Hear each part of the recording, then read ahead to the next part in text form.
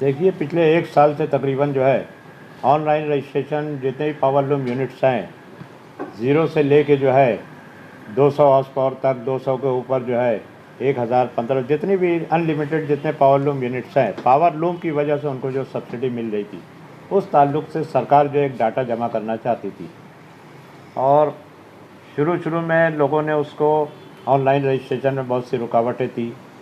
सरकार ने ये कहा कि 27 हाउस पावर से नीचे की रुकावट हम समझ सकते हैं, लेकिन 27 हाउस पावर के ऊपर वो लोग मालूमात देने में क्या उनकी कठिनाई है, वो हमारे सामने बैठे तो हम फॉर्म जो है हम हल्का कर सकते हैं, उसमें बहुत सी बातें हम निकाल सकते हैं, जो आप भर ही नहीं सकते तो उसको निकाल सकते हैं। इस ताल्लुक़ से पिछले जनवरी के बाद से तकरीबन 4 मरतबा डेडलाइन जो दी गई थी उसको एक्सटेंशन दिया गया। फाइनल एक्सटेंशन जो है सितंबर में हम लोग एक साहब के पास एक रिप्रेजेंटेशन किए थे, असलम शेख साहब के पास, जो हमारे माननीय मंत्री हैं इसके वस्त्र उद्योग के, और उसमें उन्होंने कहा था कि ठीक है, मैं इसको जो है एक परमानेंट इसको एक 27 हाउस पावर के नीचे को एक बाजू में कर देता हूँ, और आप लोग ऑनलाइन भी नहीं भर सक रहे हैं, आप लोग ऑफलाइन भी नहीं भर सक रहे हैं, तो इसको हम छोड़ के जो है बाकी 27 के ऊपर को एक आखिरी डेडलाइन हम देते हैं 31 दिसंबर तक, ताकि उससे पहले जो है आप ऑनलाइन रजिस्ट्रेशन या ऑफलाइन रजिस्ट्रेशन करके अपना रजिस्ट्रेशन सरकार के पास दाखिल कर दें, ताकि सरकार जो है उनको किस तरह से पावर लूम उद्योग जिए और उसको ज़्यादा से ज़्यादा सहूलत हो मिले, उस ताल्लुक़ से उन्होंने एक्सटेंशन दिया था और वो अंतिम एक्सटेंशन था। उसके बाद जनवरी में एक नोटिफिकेशन आ गया, गालिबन 3 जनवरी ऐसा कुछ तारीख को, और उसमें 27 के ऊपर वालों की सब्सिडी यकायक बंद कर दी गई। लोग बहुत परेशान हो गए, जो लोग नहीं कर पा रहे थे उन्होंने ऑनलाइन रजिस्ट्रेशन की फिर से शुरुआत की कुछ लोग, लेकिन कहीं ना कहीं उसमें रुकावट आ रही थी, और हम कंटिन्यूअस जो है माननीय मंत्री महोदय के पास हम रिप्रेजेंटेशन कर रहे थे कि एक दिन भी अगर हमारी सब्सिडी बंद होती है तो पावर लूम इंडस्ट्री का सर्वाइवल नहीं है। कम से कम प्लेन पावर लूम जो हैं वो किसी भी सूरत में चल नहीं पाएंगे। बहुत से लोग जो है 27 हाउस पावर के ऊपर हैं, लेकिन वो अपना लोड जो है पार्टीशन करके या किसी भी तरह से 27 के नीचे कर लिए, लेकिन 27 के नीचे करने में भी उनको कठिनाई ये थी कि जब जाते थे टॉरेंट कंपनी में तो वो कहते थे कि MSDCL का बकाया क्लियर करो, उनका बकाया क्लियर। और लोगों की आज पिछले 6-7 साल से जब से भारतीय जनता पार्टी की सरकार आई है, इस कदर भयंकर ये इंडस्ट्री टूट रही है कि लोगों की ताकत के बाहर थी वो बिल भरना। बहरहाल आखिर में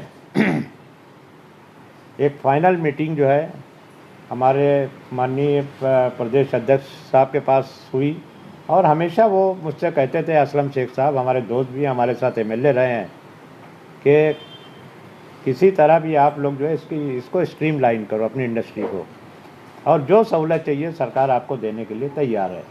उन्होंने मुझसे ये भी कहा कि मैं और एक्सटेंशन दे सकता हूँ, और आपकी इंडस्ट्री टूटे ये मुझको पसंद नहीं है। और आखिर में जब माननीय हमारे प्रदेश अध्यक्ष नाना भाऊ पटोले ने तिलक भवन पे एक मीटिंग बुलाई, उस मीटिंग में भी उन्होंने यही बताया कि मैं पूरे स्टेट का दौरा करके जहाँ जहाँ पावर लूम है सबकी राय लेकर मैं एक अंतिम फैसला आप लोगों को दूंगा। भिवंडी की मीटिंग से उन्होंने शुरुआत की। 27 जनवरी को भिवंडी मीटिंग हुई, उसके बाद सोलापुर गए, शायद वीटा और क्या नाम है दूसरे सेंटर गए, एक दिन जाके सांगली में साहब को रुकना पड़ा क्योंकि थोड़ा सा रुकावट थी वहाँ की मीटिंग में इचलकरंजी की। और बहरकैफ कल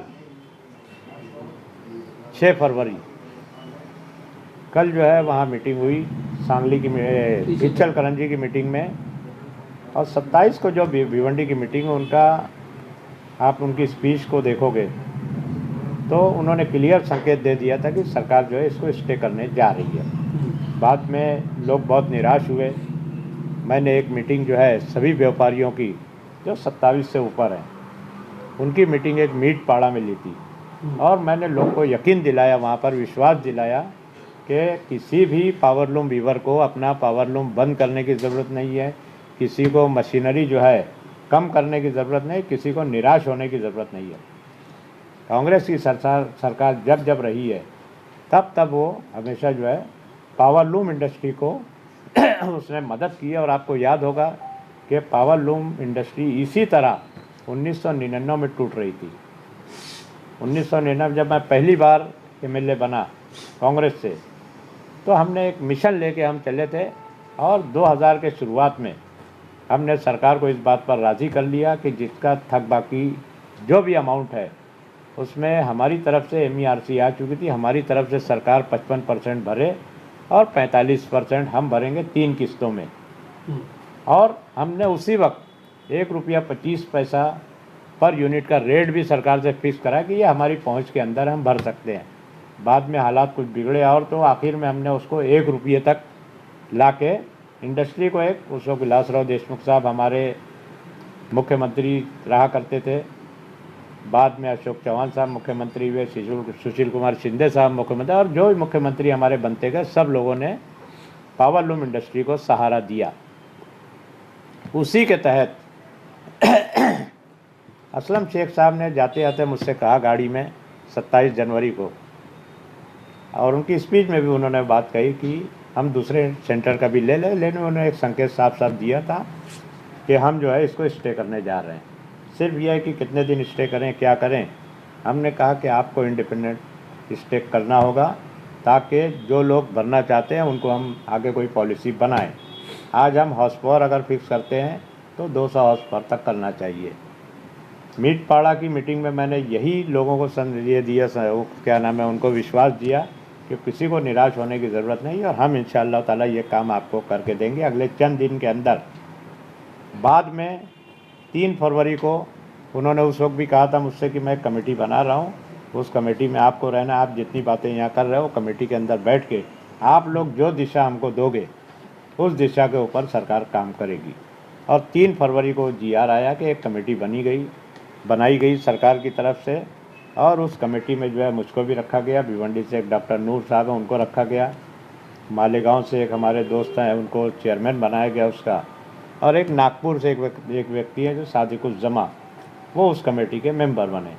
और कल ही मेरी कल मेरी उनसे बात हुई सादिकुज़्ज़मा से, प्रिंसिपल सेक्रेटरी जैन साहब से, और वहाँ पर हमने उनको बताया कि अगले हफ्ते हो सकता है कमेटी की मीटिंग नागपुर में होगी। और उसके पहले ही मैंने कहा कि कमेटी की मीटिंग होती रहेगी, कमेटी की रिपोर्ट आती रहेगी, लेकिन कमेटी की मीटिंग से पहले जुमा के दिन मैंने असलम शेख साहब को फ़ोन किया कि लोगों में पैनिक बहुत है, इतनी बेचैनी है कि लोग पावर लूम बेच रहे हैं। 300 के करीब एप्लीकेशन लोड रिडक्शन की टोरेंट में पड़ी हुई है।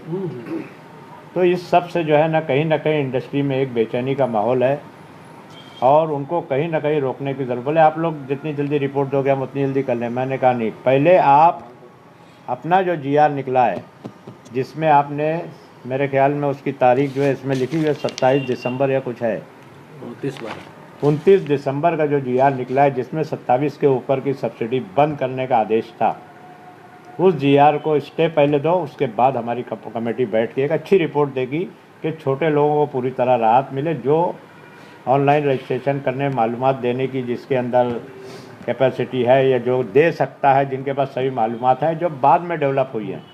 हम लोग हेरिडिटरी व्यूअर हैं, बुनियादी व्यूअर, हमारे बाप दादा से इंडस्ट्री चली आ रही है। तो उस बात को उन्होंने माना और हम असलम शेख साहब का सरकार की तरफ से बहुत प्रेशर था। आपके ये पॉलिसी जब बनी थी 2018 में पॉलिसी बनी थी जब BJP की सरकार थी, और पॉलिसी में उन्होंने इस बात को शामिल किया था कि 18 से 2023 तक जो पॉलिसी बनी उसमें ऑनलाइन रजिस्ट्रेशन को कंपलसरी कर दिया था। निर्णय क्या लिया गया इसके ऊपर? निर्णय मैं बता रहा हूँ ना, ये बातें थी। उसके बाद जो है 2023 में हमारी नई पॉलिसी बनेगी, 2023 से 2028 तक, 27 तक। तो ये बातें सब चल रही थी। तो हमने आखिर में आज जो GR हमारे हाथ में आया है उसमें साफ साफ लिखा गया है कि 27 हॉर्स पावर से लेकर 201 हॉर्स पावर तक जिन लोगों को रजिस्टर, जिनकी सब्सिडी रोकी गई थी, उनके लिए GR निकला है कि उस ऑर्डर के ऊपर 29 दिसंबर के ऑर्डर के ऊपर उन्होंने स्थगिती आदेश दे दिया है और कोई डेट महीना कुछ आगे कब तक ये स्टे रहेगा ऐसा कुछ भी नहीं दिया है। तो हम समझते हैं कि ये स्टे हमारा कायम है। इसके लिए हम असलम शेख साहब का, हम नाना पाटोले जी का और जिन लोगों ने हमारा साथ दिया इस लड़ाई में, हम उन सब का धन्यवाद कहना चाहते हैं, शुक्रिया अदा करना चाहते हैं। और बहुत बड़ा डिसीजन मैं समझता हूं कि असलम शेख साहब की मिनिस्ट्री में ये ऐतिहासिक निर्णय है जिसमें सब वर्ग को जो है इंसाफ देने की कोशिश की गई है। जिन लोगों का अभी बिल बढ़कर आया है हाल ही में, जी, तो उनका क्या होगा? वो बिल कट जाएगा। मतलब वो देखिए, मैंने उस दिन एक ऐलान किया था कि आप बिल मत भरो। हाँ। उसके बाद मैंने टोरेंट को फ़ोन किया था, टोरेंट के जो आला अधिकारी हैं, कि आप लोग, मैंने वहाँ ऐलान किया है बिल नहीं भरने का, लेकिन जो अगर भरना चाहता है उसको आप जितना नॉर्मल बिल आता था उतना पार्ट पेमेंट करके देने का आप प्रावधान कीजिए। और उस तरह से उन लोगों ने थोड़ा डिले किया उसमें, लेकिन वो पार्ट पेमेंट वो ले रहे हैं। और अभी इस आदेश के मुताबिक आज ही मेरी टोरेंट से बात हुई है, टोरेंट के ऑफिसर से, उन्होंने कहा है कि जिनका बिल आ गया है, जो GR आप बता रहे हो, उस GR के तहत हम लोग जो है बिल में ऑटोमेटिक बढ़ा हुआ अमाउंट कम हो जाएगा। पुराने रेट से जो बिल बनेगा, जो भरा है वो ठीक है, जो नहीं भरा है तो अगले बिल में जितना पुराने रेट से बिल है उतना ही ऐड होगा। ये बिल ऐड नहीं होगा। 27 HP के लिए 27 हॉर्सपावर से ऊपर के लिए निर्णय। अच्छा रशीद भाई, इसके अंदर अभी ये स्टे तो आया है, GR के ऊपर स्टे आया है, तो ये प्रोसेस में कब तक है और क्या आसानी करने की बात हुई है? मतलब जब रजिस्टर्ड तो करना ही पड़ेगा, और रजिस्टर्ड होने के बाद में उनको बुनकरों को क्या और फैसिलिटी या सुविधाएं जो है सरकार की तरफ से मिलेगी? देखिए, आप ही के चैनल पे मैं समझता हूँ कि उनकी पूरी स्पीच डाली गई थी जी। उसमें उन्होंने क्लियर कहा था साफ साफ कि फॉर्म भरने में, मैं 27 के ऊपर जो मैटर अभी चल रहा है इसी के ताल्लुक से बात करूँगा। फॉर्म भरने में जो भी कॉलम आपको लगता है कि आप नहीं भरोगे, आप नहीं भर सकते, तो वो सरकार बैठ के वो कॉलम निकालने की कोशिश करेगी। लेकिन आपने एप्लीकेशन कर दिया, मिनिस्टर ने अपनी स्पीच में कहा है, आपने ऑनलाइन रजिस्ट्रेशन की एप्लीकेशन कर दिया, वो ये साबित करता है कि आप जो है, आपकी अर्जी हम जो है वो हो गया है। भले ठीक है, जो कठिनाई होगी उसको दूर कर, लेकिन उसकी वजह से सब्सिडी किसी की रुकेगी नहीं। अच्छा, सब्सिडी मतलब वो रजिस्टर्ड होने के बाद में क्या फ़ायदा मिलेगा बुनकरों को? कुछ उसके बारे में कुछ देखिए, असलम शेख साहब ने ये भी कहा है कि 75 पैसा यूनिट जो है हम और बुनकरों को सहूलत देने का हमारे पास प्रावधान है, वो हम देंगे। हम ये चाहते हैं, अभी कमेटी हमारी बैठ रही है, आपको मैं बताऊंगा। इसी तरह सुशील कुमार शिंदे साहब ने एक कमेटी बनाई थी 2003 में, मैं उस वक्त MLA था। उस वक्त हमने जितनी सूचना ये दिया था, सजेशन दिया था, उन सब को उन्होंने कबूल किया था। उस वक्त 1 रुपया बिजली बिल हमने लागू किया था। उस वक्त जो है 70% बिजली बिल माफ और 30% 3 हफ्ते में भरने का हमने प्रावधान किया था। तो इस तरह अभी हमारी कमेटी बैठेगी तो हम ऐसी पॉलिसी बनाएंगे, ऐसा रिकमेंडेशन करेंगे जो पावर लूम बुनकर के लिए, पावर लूम इंडस्ट्री के लिए फायदेमंद होगी। Please subscribe our YouTube channel Vivanji Mirror. Press bell icon to get more notification. Follow on Facebook. Join with us on WhatsApp 7888 161 661.